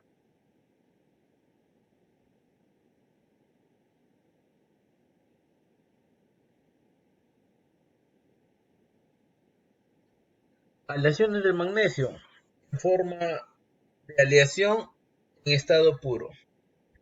Aleación para forjar, aleación para fundir, ¿no? Aleación para forjar, magna, maxim y magal, ¿no? Están compuestos esas aleaciones, ¿no? Magnesio más manganeso, magnesio más zinc o magnesio más aluminio. Aleación para fundir, fumaxin y fumagal, ¿no? Están compuestos de magnesio más zinc o magnesio más aluminio. Además tienes el magnesio en estado puro, ¿no? Que tiene pocas aplicaciones, ¿no? Excepto en la fabricación de productos pirotécnicos, ¿no? Y como desoxidantes en los talleres de fabricación del acero, ¿no? Entonces, una de las aplicaciones más comunes para nosotros es ver esos pirotécnicos, ¿no? En el cielo, ¿no? Como lo que habrán visto seguramente en Año Nuevo y Navidad, ¿no? No hay gran cantidad de juegos artificiales. Bueno, eso lo hacen a partir del magnesio, ¿no? Elementos desoxidantes en taller de fundición de acero y fabricación de productos pirotécnicos, ¿no? Es justamente lo que acabamos de mencionar. Y muy bien. Preguntas, muchachos. Hemos visto varios tipos de metales no ferrosos, ¿no? No ferrosos, y la demanda va creciendo siempre, porque siempre hay mayor necesidad, ¿no? De trabajos particulares, ¿no? Trabajos particulares, y esa particularidad de trabajos demanda a una aleación en especial, ¿no? Y no solamente el mercado cambia de acuerdo a la necesidad de lo que quiere el cliente, ¿no? Sino el negocio cambia también de acuerdo a la necesidad de producir más para ser más eficiente. Correcto. Entonces nosotros vamos a ver un último video, muchachos, un último video, y en este video ustedes van a tener la oportunidad de ver cómo cambia la proyección del negocio basado a la necesidad de querer ser más productivo. ¿Ya? Listo. Entonces, esto relata a una mina, ¿no? A la forma de explotación de una mina. Tiene que hacer todo un cambio a fin de ser más productivo, ¿no? ¿Por qué? Porque si no es productivo, entonces simplemente no va a ser capaz de soportar los gastos de día a día y simplemente tendría que cerrar por ser no productivo. Muy bien.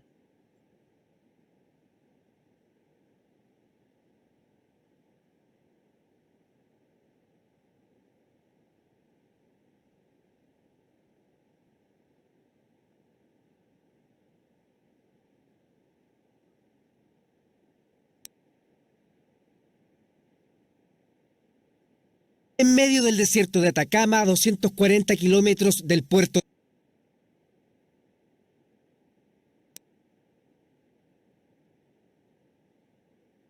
En medio del desierto de Atacama, a 240 kilómetros del puerto de Antofagasta, está la mina a rajo abierto más grande del mundo. Por 104 años, de manera ininterrumpida y a 2.830 metros sobre el nivel del mar, Chuquicamata le ha entregado cientos de miles de millones de pesos a Chile, una riqueza extraída a cielo abierto y desde el corazón del desierto más árido del mundo. Hace varios años que Chuqui dejó de ser la de mayor producción. El teniente y Radomiro Tomic la desbancaron e incluso se llegó a pensar en su cierre. Sin embargo, por debajo de la superficie minera, hace más de 7 años y en silencio, Codelco comenzó la construcción del proyecto más ambicioso de su historia y a la cual le asignó la mayor cantidad de dinero que se tenga memoria.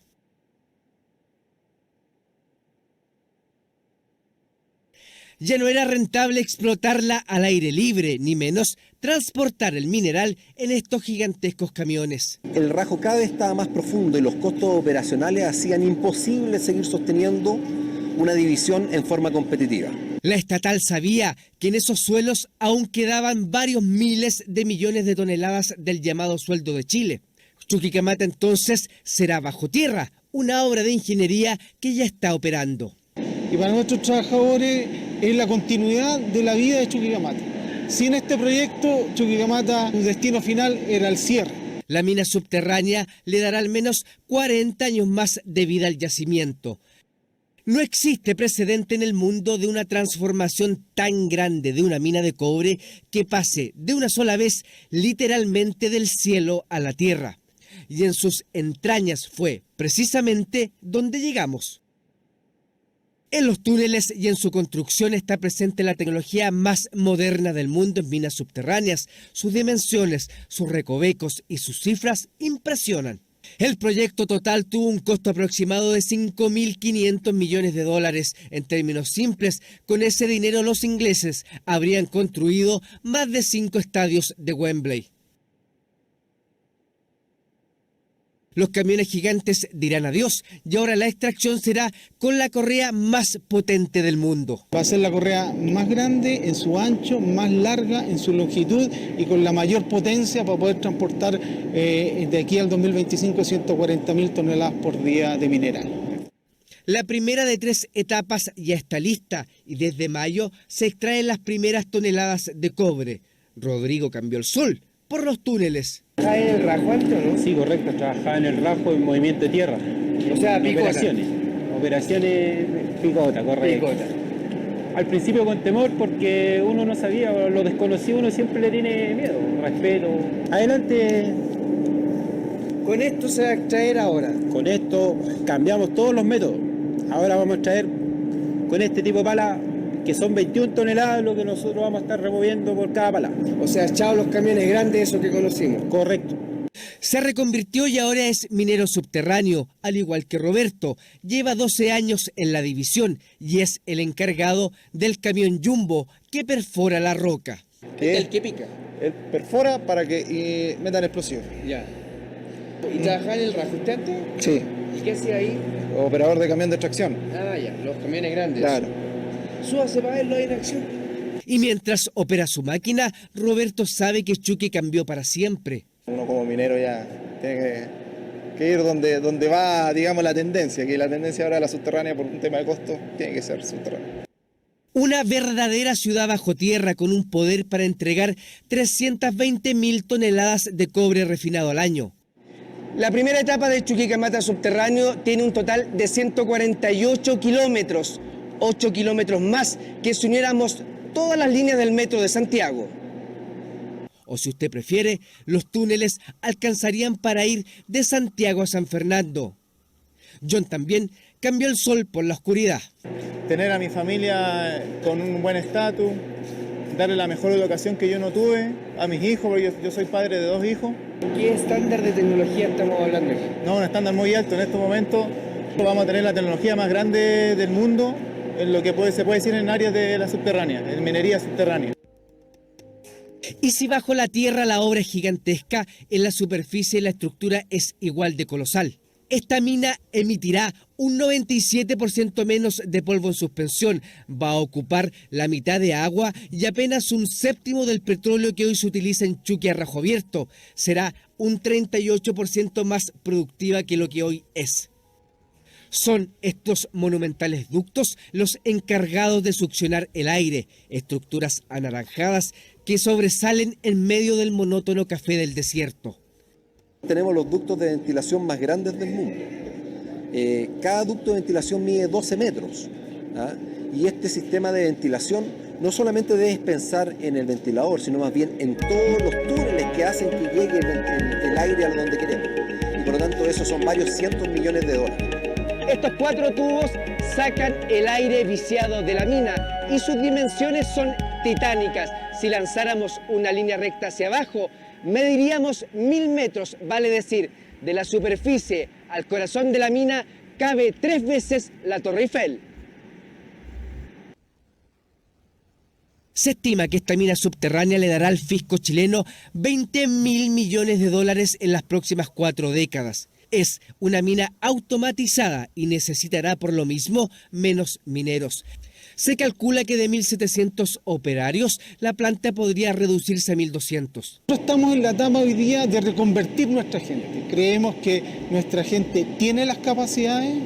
A eso optó Celie, de las pocas mujeres en la división subterránea. Yo trabajé 18 años en el Rajo, en mantenimiento para las perforadoras y después en distribución eléctrica mina. Oiga, y así como Codelco ha ido cambiando y Chucky ha ido cambiando, ¿el minero igual ha ido cambiando, no? Porque es bien machista. Sí, sí, antes tú te encontrabas con mineros machistas que te decían qué está haciendo acá, usted debería estar en la casa cocinando, y a mí me daba risa, porque yo le decía, lamentablemente yo no sé cocinar. Un mensaje para mis jefes, ojalá haya más mujeres, necesitamos más damas profesionales, chiquillas, atrévanse, postulen. Dejamos los túneles interminables, los recovecos de Chuquicamata subterránea, la misma que ya comenzó a operar, inmediatamente debajo de la mina antigua. Oiga, felicitaciones. Muchas gracias. Y que sea un buen futuro para usted y para toda la gente de Chuqui y de Calama, porque habría sido una pena que esto se cerrara. Sí, lo que pasa es que uno tiene sentimiento encontrado porque la mina se está cerrando. Entonces igual quedan buenos momentos, todo lo que hicimos arriba. Y esos momentos quedarán en los recuerdos. La mina a Rajo Abierto vive sus últimos años. Hoy comienza la operación subterránea, el proyecto ingenieril más ambicioso en la historia de Codelco, el mismo que prolongará por medio siglo la vida útil del yacimiento. Aún quedan toneladas y toneladas de cobre en pleno desierto. Y será misión de Chuquicamata bajo tierra extraer hasta el último gramo de cobre, el mismo que se ha transformado en el sueldo de Chile, el que nos posiciona como el mayor productor de cobre refinado del mundo. Por eso se realizó la transformación más ambiciosa a nivel mundial. Chuquicamata seguirá, ahora bajo tierra, siendo una mina gigante en medio de la soledad del desierto más árido del mundo.